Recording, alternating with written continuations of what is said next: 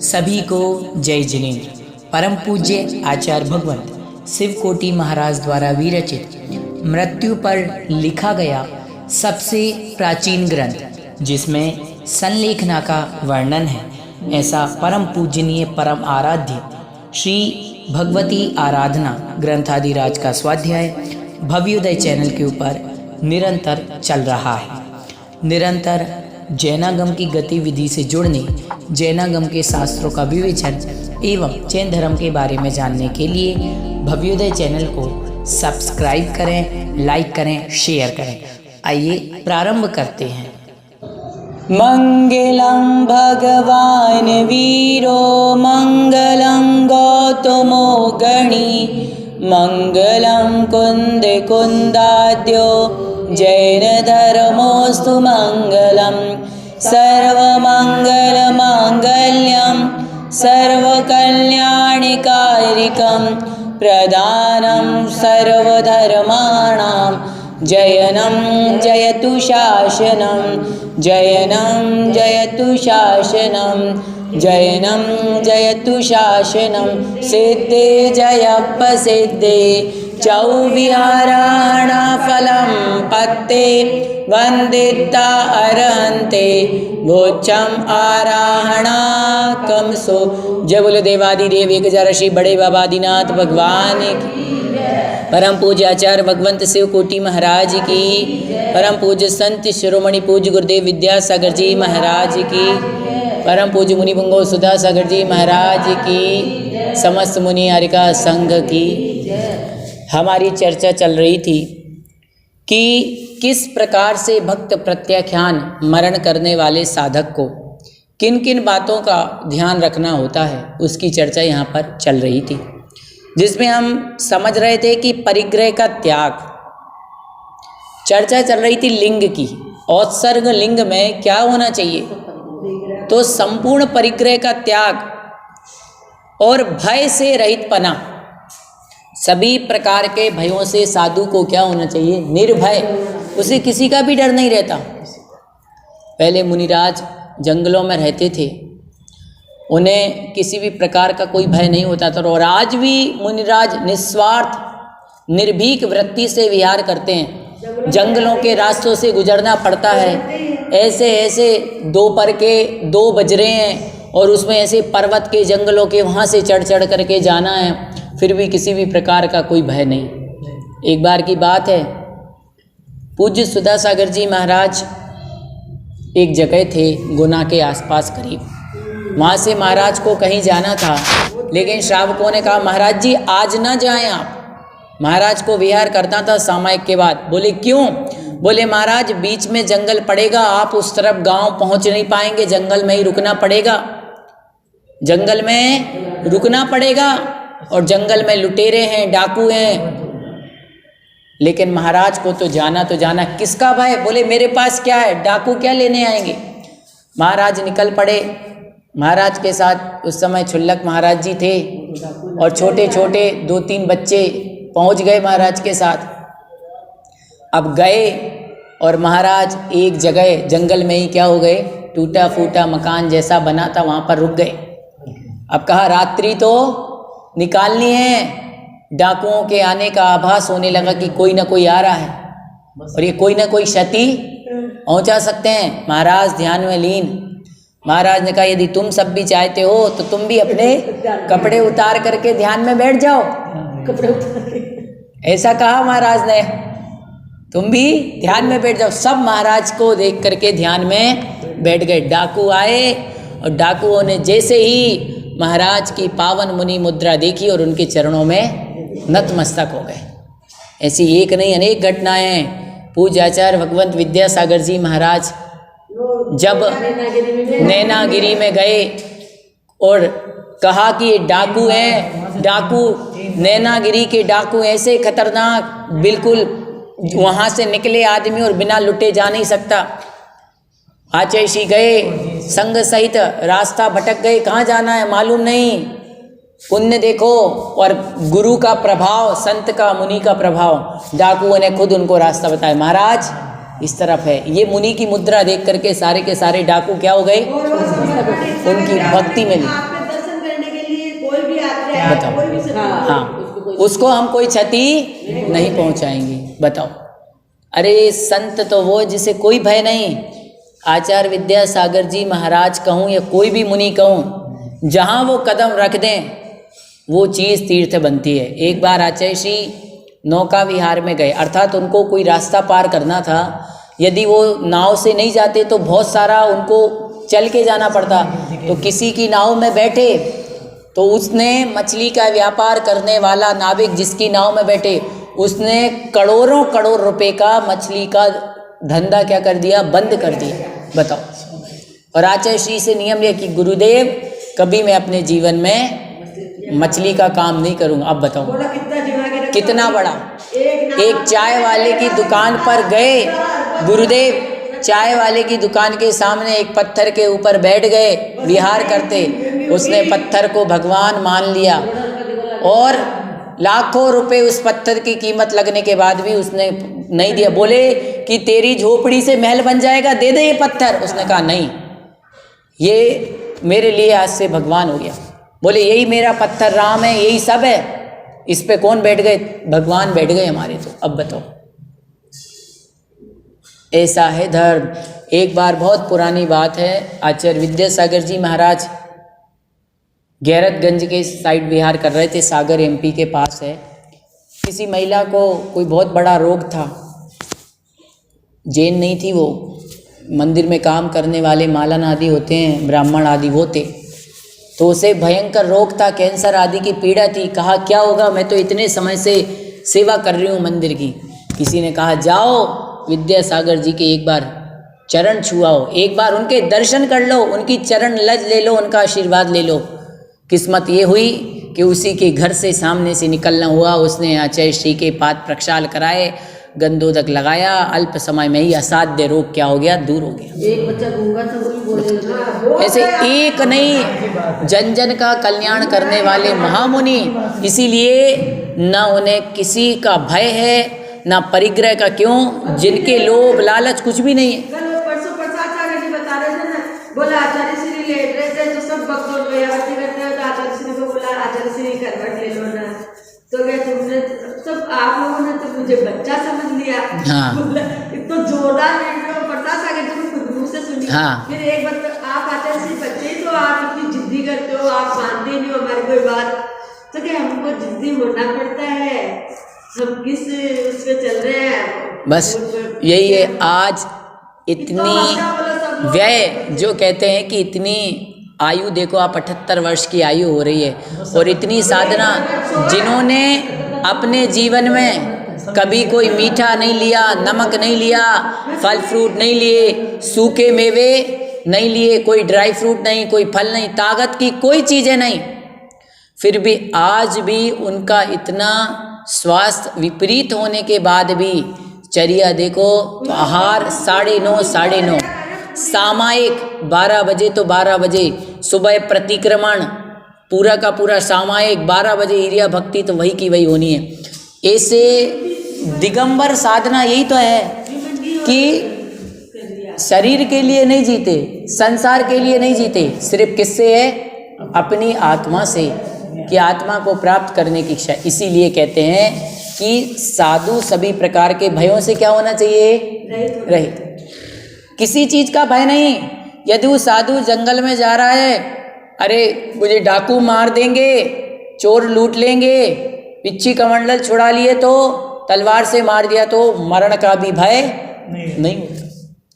करो जो कर, लेकिन साधु के पग पीछे नहीं जाएंगे डर करके, उन्हें कोई नहीं। कहते ना, पूज्य सुधा सागर जी महाराज ने कहा कि साधु का दुनिया में कोई भी शक्ति हो, सुन लो, चाहे तन की शक्ति हो, चाहे तलवार की शक्ति हो, चाहे धन की शक्ति हो, आप साधु की अंजलि नहीं खुलवा सकते।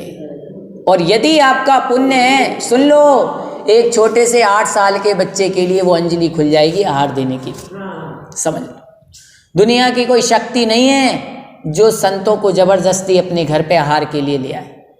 और एक उदाहरण आपने देखा होगा, जब 64 रिद्धि विधान विज्ञानमती माता जी वाला पढ़ते, एक बालक ने माँ से कहा कि माँ महाराज को आहार कराना है। उनके घर में खीर अकेली बनी थी, एक कटोरी, बताओ। और रिद्धिधारी मुनिराज आ गए तो खीर इतनी हो गई कि पूरे गांव खा गया, पूरे सब आ गए, पूरी सेना। ये कहलाता है महामुनि का तपस्या। हाँ, अक्षीण महानस अक्षीण महालय। इसीलिए कहते हैं कि सबसे बड़ा यदि मुनि के पास जो शक्ति है तपोबल की, लेकिन उस शक्ति का प्रयोग वो कभी नहीं करते। विष्णु कुमार मुनिराज विक्रिया रिद्धि सिद्ध हो गई, लेकिन मालूम ही नहीं। वो तो जब संकट आया तो संकट में उनको क्या करना पड़ा, विराट रूप धारण करना पड़ा। लोग ये ना सोचें कि मुनि ऐसे ही होते हैं। एक बार महाराज ने जो कह दिया वो होना है तो होना है। सुन लो, ये महाराज की सत्यानुव्रत की महिमा है, सत्य महाव्रत की महिमा है कि जो शब्द मुख से निकल गए वो तो होना ही है। आचार्य श्री ने कहा था कि कुंडलपुर में बड़े बाबा का नया मंदिर बनेगा और उसमें बड़े बाबा विराजेंगे। मालूम, जब बड़े बाबा को नए मंदिर में जाना था पूरा विश्व खिलाफ हो गया था। महासागर जी महाराज ने सुनाया किस्सा, और सब कमेटी के तरह तरह के लोग नहीं होने देंगे, लेकिन पूरे के पूरे महाराज सामने खड़े। और आचार्य श्री ने देखो बड़े बाबा को नए मंदिर में जिस दिन से विराजमान कराया, उस दिन से कुंडलपुर वाले बड़े बाबा की महिमा दुनिया ही जानती, अलग ही महिमा है। और आप उस मंदिर को देखोगे, उस मंदिर को देख करके, बड़े बाबा कुंडलपुर के मंदिर को देख करके विश्व में मानने वाले राम भगवान का मंदिर बना अयोध्या में। बताओ, सोचो। इसीलिए कहते हैं, हाँ, आचार्य श्री ने बताया था, उस समय आचार्य श्री वहीं थे, और अब उसको देख करके ऐसा लगता है कि देखो बड़े बाबा की महिमा। आज आचार्य श्री यूं ही नहीं कहते उनको बड़े बाबा, ये मंत्र आचार्य श्री के मुख से निकला है, ओम ह्रीम श्रीम क्लीम एम बड़े बाबा। कहा आचार्य श्री ने, जो निश्चित रूप से बड़े बाबा की आराधना करेगा उनके संकट पाप हमेशा के लिए टल जाएंगे। और आचार्य श्री ने कितनी साधना की, वहाँ पर सर्प सर्पणी कितने प्रकार के, उस समय जंगल था, कुछ नहीं था। हाँ, ठेठ जंगल, बताओ, ठेठ जंगल था। और आज वहाँ जब जाते हैं तो असीम शांति का अनुभव होता है, जाने का मन नहीं करता। आप देखोगे बड़े बाबा जिस दिन से नए मंदिर में आए हैं, उस दिन से भक्तों की उनके प्रति श्रद्धा और भक्तों का मेला लगता है। जब बड़े बाबा का महामस्तकाभिषेक हुआ, इतने लोग जा रहे थे कि लाइनों कर नहीं पा रहे थे लोग अभिषेक, इतने लोग, मन नहीं भर रहा था। लोग तो 2-2 बार रसीद कटा कटा के बोले हम तो 5,000 लगे चाहे 50,000 लगे, हमें तो 2 बार करना अभिषेक। बताओ, ऐसी मुखमुद्रा। जब ये आचार्य इसने जो हुआ ना, इसने लगा ना, तो जो वकील था ना, वो पहले तो विरोधी था, विरुद्ध था वो, और फिर वही तो जिस दिन से बड़े बाबा नए मंदिर में आए, सब विरोधी क्या बन गए, उनकी भक्ति करने लगे। और बड़े बाबा से फिर उस दिन से सब लोग समझ गए कि भाई साहब आचार्य विद्यासागर जी कोई मुनि नहीं है, ये तो वास्तविकता में कोई महासाधक वर्तमान में भगवान ही हैं, जिन्होंने बड़े बाबा को मालूम उठ नहीं रहे थे। अपन पढ़ते हैं विधान में, हाँ। फिर उसके बाद आप देखोगे ऐसे महिमा होती है संतों की, एक नहीं, आप संघ के छोटे से छोटे महाराज को, किसी भी श्रवण को देख लो, उनकी चर्या ही उनके लिए क्या है, वही उनका आहार है, वही उनका ध्यान है। सामायिक करते हैं जैसे ही महाराज, उनकी बैटरी फुल हो जाती है।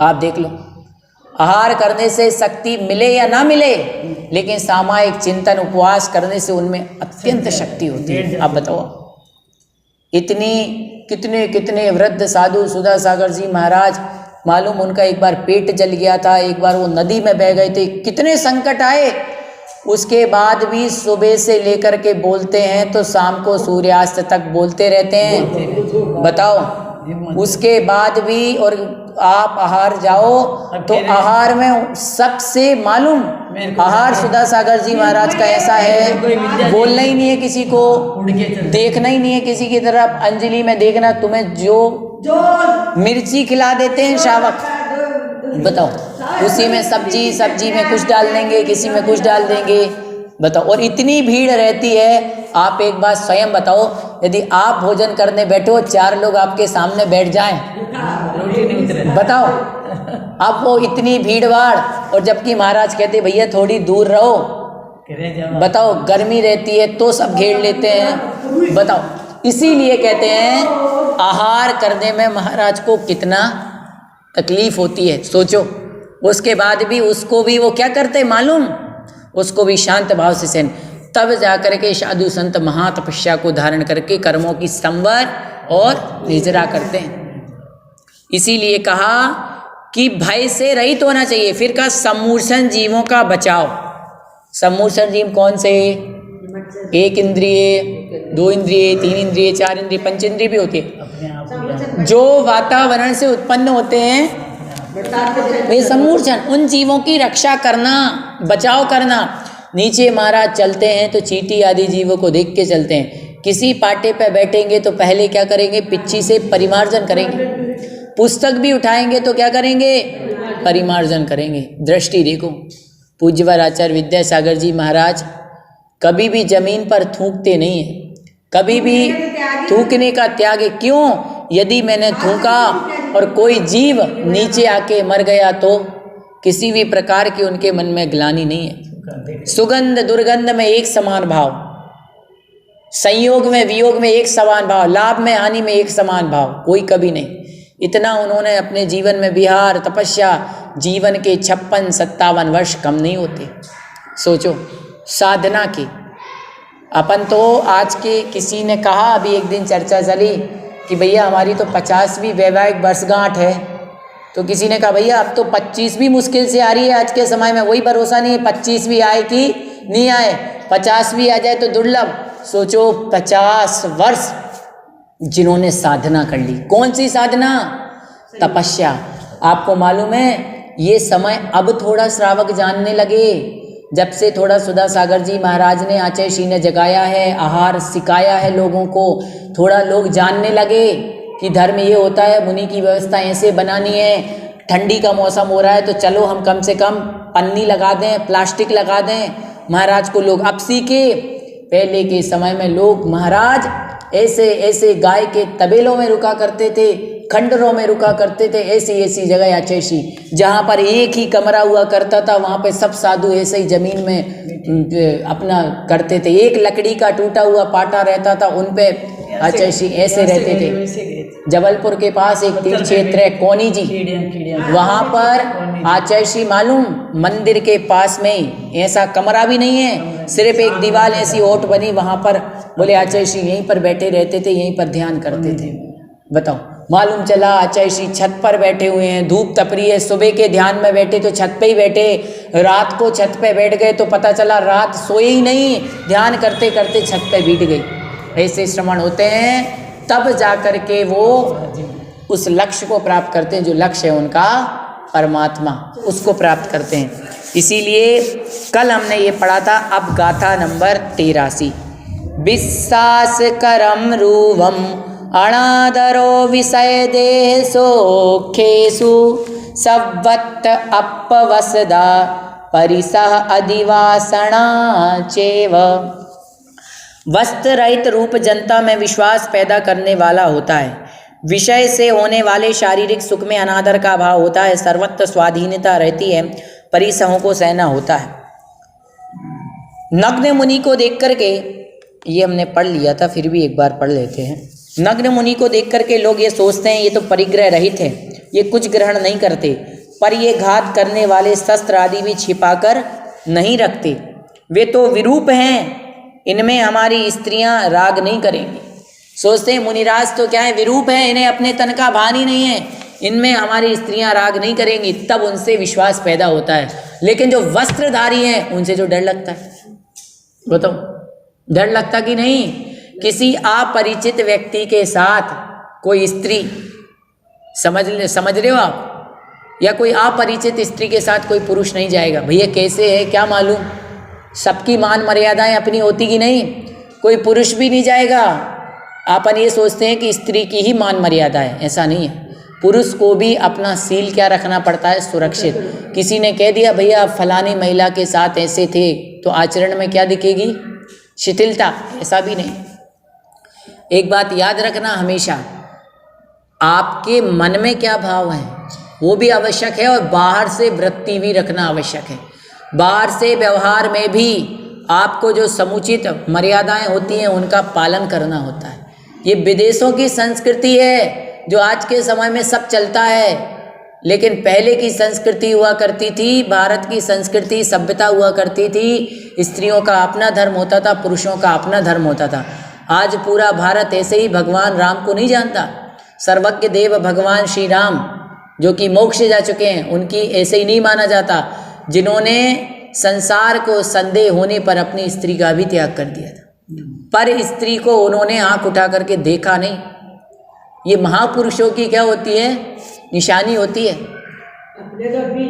नेमिनाथ भगवान जब निकले तो मात्र उनका ये था कि मुझे राजुल से विवाह करना है, लेकिन इतने मात्र से कि मेरी शादी में ये जीभ कट रहा है, किसके लिए, इन लोगों को खाने के लिए। ऐसे क्या मतलब, ऐसे संसार से राजुल से मिले ही नहीं, रथ को मोड़ करके गिरनार पर्वत की ओर वस्त्र त्यागते गए और स्वदीक्षा लेकर के क्या कर लिया, केश लोंचन करके अपनी आत्मा में लीन हो गए। पार्श्वनाथ भगवान जब निकले तो हाथी से नीचे उतर करके देखा कि कमठ, इसमें जीभ जला रहा है तू। कमठ ने बात नहीं मानी, उन्होंने कहा कि इसमें जीव हैं, और कुलाड़ी से मारा तो 2 जले हुए नाग नागनी निकले, मरण को बिल्कुल निकट थे। पार्श्वनाथ भगवान जो उस समय थे, उन्होंने उनको नमोकार मंत्र सुनाया और उपदेश दिया, और उनका क्या हुआ, कल्याण। नमोकार सुनाने का तात्पर्य उनको उपदेश दिया, धर्म का उपदेश दिया। अब धर्म का उपदेश पाकर के उनकी गति क्या हो गई, सुधर गई। लेकिन व्यर्थ ही उस ब्राह्मण कमठ ने क्या बांध लिया, बैर बांध लिया, और 10 भाव तक भगवान के ऊपर अनेक अनेक रूप को धारण करके उपसर्ग करता रहा, लेकिन अंत में जीत समताधारी पार्श्वनाथ भगवान की। याद रखना, यदि समता देखनी हो तो तीर्थंकरों में सबसे बड़ा उदाहरण है पार्श्वनाथ भगवान। याद रखना, सबसे बड़ा उदाहरण किसका है, पार्श्वनाथ भगवान का। 10 भावों तक इतने उपसर्ग को देखा और मन में एक भी ये नहीं आया कि मुझे इसको प्रतिघात करना। हाँ, उनके भी सब भगवान पे ऐसे कोई ना कोई ऐसे भगवान नहीं बने, लेकिन जब भी संकट आए तो अपने को धैर्य बनाना हो तो किनका उदाहरण याद करो, पार्श्वनाथ। यशोधर मुनि को याद करो, उनके गले में सर्प था। गजकुमार मुनि के ऊपर जलती हुई सिगड़ी, 5 पांडवों को जलते हुए आभूषण पहनाए गए थे। आपको मालूम है, उन्होंने खुशी से नहीं पहने, संसार के भोगों को त्याग दिया और जले हुए ऐसे आग में उफनते हुए आभूषण, जिनसे देह क्या होती है, जल जाए, फिर भी उनको शांत भाव से सहन किया। इसीलिए कहते हैं मुनिराज किसी के भी प्रति राग भाव नहीं रखते हैं। किसी भी प्रकार की वासनाएं, विषयों के प्रति आसक्ति उनके मन में, सबको क्या कर देते हैं, वो परित्याग। यही है जैन धर्म। सब कुछ होने के बाद, कितनी रानियां होने के बाद पुष्प ढाल मुनिराज, कैसे त्यागी बताओ। आपको मालूम है, अपने आचार्य श्री के संग में, विशुद्ध सागर जी महाराज के संग में, और भी सभी महाराजों के संग में ऐसे पढ़े लिखे मुनिराज, जिन्होंने बड़ी बड़ी सीए आदि की डिग्रियां ली, जिनका नॉलेज, जो वीर सागर जी महाराज करोड़ों का, लाखों रुपए का पैकेज साल में उनको मिलता, 50-50 लाख रुपए का पैकेज, और उनके साथ कितने सारी ब्रह्मचारी ब्रह्मचारिणियाँ दीदियाँ, जो कि सब संसार से विरक्त होकर के सिर्फ सफ़ेद वस्त्र पहन करके लगे हुए पीछे। गिनती तो आप मुनि महाराज और आरिका मत, बस इसीलिए कहते हैं कि संयम ही सबसे बड़ा। आप ये सोचें हम कि यदि इन्होंने पथ ये अपनाया है और इनके पास सब कुछ था, जिसे हम प्राप्त करने की सोच रहे, वो इन्हें प्राप्त था या नहीं, बताओ, फिर उन्होंने क्यों छोड़ा? यदि सुख होता तो क्यों छोड़ते? जो संसार विषय सुख होता, तीर्थंकर क्यों त्यागे? तीर्थंकर आदिनाथ भगवान का जब समूह शरण में सभा में वैभव लगा था, नीलांजना नृत्य कर रही थी, वो बड़े बड़े राजा महाराजा बैठते थे। तो जब आदिनाथ भगवान के मन में तुरंत सौधर्मेंद्र ने उस अप्सरा को क्या कर दिया, बदल दिया। लेकिन भगवान तो जन्म से ही 3 ज्ञान के धारी, अवधि ज्ञान से जान लिया, उनको वैराग्य आ गया। छोड़ छाड़ करके सारा राज्य भरत बाहुबली को दे करके निकल पड़े। भरत बाहुबली तुम संभालो। भरत बाहुबली भी नहीं संभाल पाए, बोले पिताजी हम भी निकलेंगे, वो भी निकल पड़े। बताओ, ऐसा होता है मार्ग, ये है धर्म। समझ गए? ऐसे ही होते हैं बड़े बाबा आदिनाथ भगवान को ऐसे ही नहीं पूजा जाता। 24 तीर्थंकरों का हृदय पर नाम ऐसे ही नहीं लिया जाता। आज उनके जीवन की जब आप आदि पुराण उत्तर पुराण पढ़ोगे तो मालूम होगा कैसे कठिन कठिन परिश्रमों को सहा। 6 महीने तक आदिनाथ भगवान को आहार की विधि नहीं मिली, 6 महीने तक उपवास रहा। विचार करो, 6 महीने तक उनका क्या रहा? उपवास रहा। 6 महीने तक उनको क्या नहीं मिला? विधि नहीं मिली। अब विधि के लिए कितने भटकते रहे, परेशान होते रहे, पर उनको विधि मिली ही नहीं। दादा ने कहा 16 है और कम पड़ जाए, मतलब ज़्यादा हो जाए तो मैं दे दूँगा। उनको विधि नहीं मिली, कोई भी पड़गाहन कर ही नहीं पा रहा था, मालूम ही नहीं था, जानते ही नहीं थे। अब बताओ, बाद में जाकर के मालूम हुआ जब इक्षु रस से क्या हुई, उनकी अक्षय तृतीया के दिन पारणा हुई। पूज्यवर 701 अकंपनाचार आदि मुनिराज जो बाड़े में आग की बाड़ी लगाई थी बलि आदि मंत्रियों ने, उनका गला पूरा धुएं से रुंध गया था, मालूम आपको। फिर उसके बाद जब विष्णु कुमार मुनि ने उपसर्ग दूर हुआ तब उनका किससे पारणा कराई? सिवैये की खीर, है ना, सिवैये की खीर, ताकि गले जो रुंध गए उनमें वो आराम से क्या हो जाए? उतर जाए। सोचो, ऐसे ऐसे परिसय सहने वाले दिगंबर धर्म, जैन धर्म दिगंबर साधु होते हैं। इसीलिए कम से कम यदि हम साधु नहीं बन पा रहे हैं तो प्रतिदिन उनका स्मरण करके, उनका नाम जप के, उनके पूर्णायु दीर्घायु चिरायु की कामना करके कम से कम हम पुण्य तो प्राप्त कर लें। तो ये चर्चा चल रही थी। फिर कहा शारीरिक दुख के अभाव को शारीरिक सुख कहते हैं, पर उन्हें शारीरिक सुख की कामना मुनिराजों के नहीं होती। जो वन में मुनिराज विचर रहे, बोले भक्त प्रत्याख्यान मनन को करेंगे मुनिराज, पर उनके सबसे पहले शारीरिक सुख का क्या होगा? उनको शारीरिक सुख की वांछा नहीं। जितने प्रकार के कष्ट होते हैं सारे कष्टों को अपना लेते हैं और संसार के समस्त शारीरिक सुखों को त्याग करके वन की ओर, जंगल की ओर, तपस्या करने की ओर मुनिराज बढ़ जाते हैं। इसीलिए साधु नाग्न, शीत, उष्ण, दंशमतक, क्षुधा, प्यास, तृषा, ठंडी, गर्मी, प्रज्ञा, अज्ञान, अदर्शन, सभी प्रकार के परिचयों को क्या करते?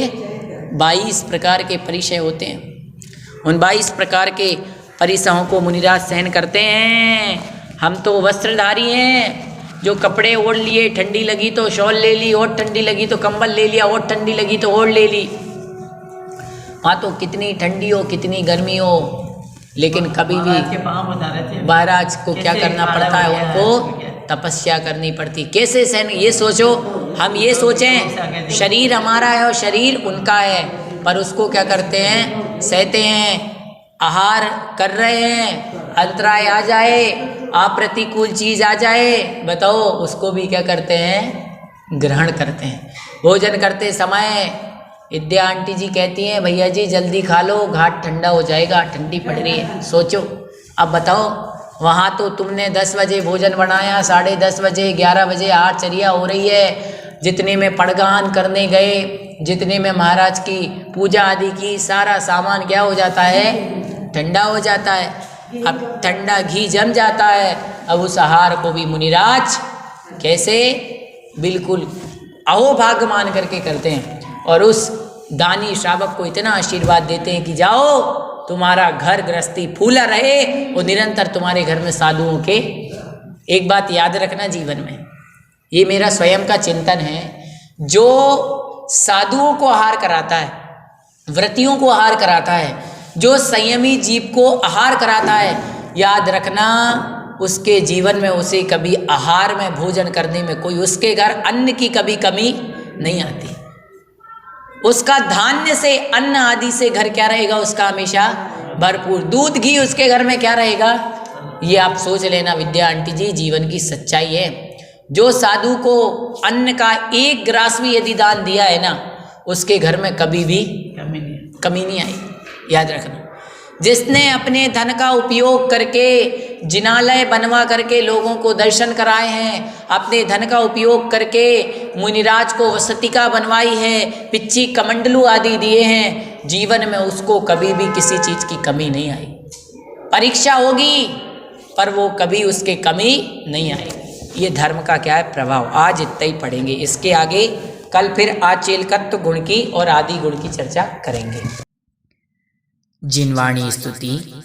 शास्त्र पठन में मेरे द्वारा यदि जो कहीं कहीं प्रमाद से कुछ अर्थ वाक्य पद मात्रा छूट गई, सरस्वती मेरी उस त्रुटि को कृपया क्षमा करें और मुझे कैवल्य धाम में मां विलंब धरें।